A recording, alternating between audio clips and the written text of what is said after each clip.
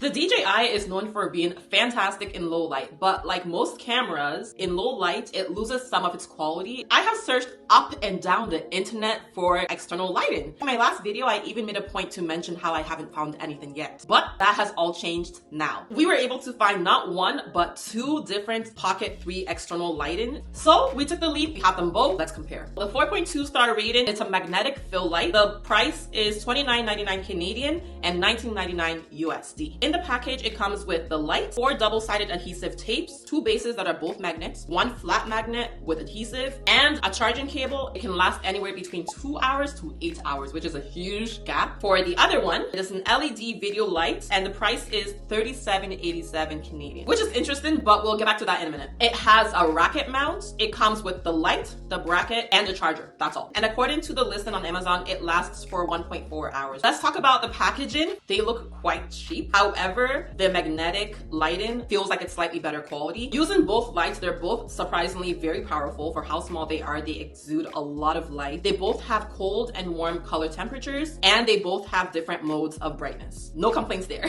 But let's look a little bit closer and look at the pros and cons of each lighting setup. Let's start with the magnetic light. It has 6 settings. It has a cold setting, a warm setting, and then 3 different modes of brightness for each setting. Weird to say, but it is cute. They have little ears on it. Another huge pro is it does not interfere with the gimbal whatsoever because it's on the side. The last pro is it's very easy to change directions. If you're filming a selfie type vlog style video, or your camera's turned around and you're filming something else, it's very easy to just take off the magnet, switch it around, and put it back in place. But there are some cons. For most part, when you have lighting, you usually want it right above your camera or around your camera. That way it's getting a nice even display of lighting around you. But because this lighting is to the side, it leaves the other side of your face with slightly less lighting. So it could be off a little bit. However, it's better than nothing. Another huge con is because you're attaching a magnet to the DJI Osmo Pocket 3 and it's permanently there, when you try to put your Pocket 3 back in its casing, it doesn't fit because the magnet is just right in the way. Even if you use the flat one, which is the one I'm using, that slight ½ an inch doesn't allow it to go in. So if you're gonna use it, you're gonna have to get a different case. And the last con is just the paranoia of thinking the magnet might fall off. You find yourself always looking to make sure the magnet is still there. If those 3 cons don't bug you too much, it's a great contender. Now let's talk about the bracket lighting. It brightens up your face evenly because it sits right at the top of the camera. It just makes it look more aesthetically pleasing. And another huge pro is because it doesn't require any permanent pieces to be on your DJI, it doesn't obstruct your Pocket 3 from going back in its casing once you're done with it. Another positive is it has 7 modes. It has a cold tone, a warm tone, and a mixed tone. The cold tone and warm tone has 2 settings. It has like a low brightness and then a high brightness. And then the mixed tone has 3 settings, low, medium, and high brightness. But with the pros comes the cons, and unfortunately this one has a huge con. It doesn't go on properly. And the only way it fits for it to be even useful is you have to angle it in a very specific angle. However, it does have moments when it glitches and the gimbal just starts vibrating. That could really mess with your gimbal long term. It doesn't get much worse than that. But like I said, if you can get it at that perfect angle, it doesn't mess with the gimbal. But who wants to have to focus on that when they're trying to film something, right? I do hope that they can fix this issue and get the measurements right, because that kind of lighting would be perfect. I would say the results of the bracket light is way better. It lightens up your footage more evenly. However, the usability definitely goes to the magnetic light because it works. You'll have to get a new carrying case for your Pocket 3, but it's better than messing up your gimbal.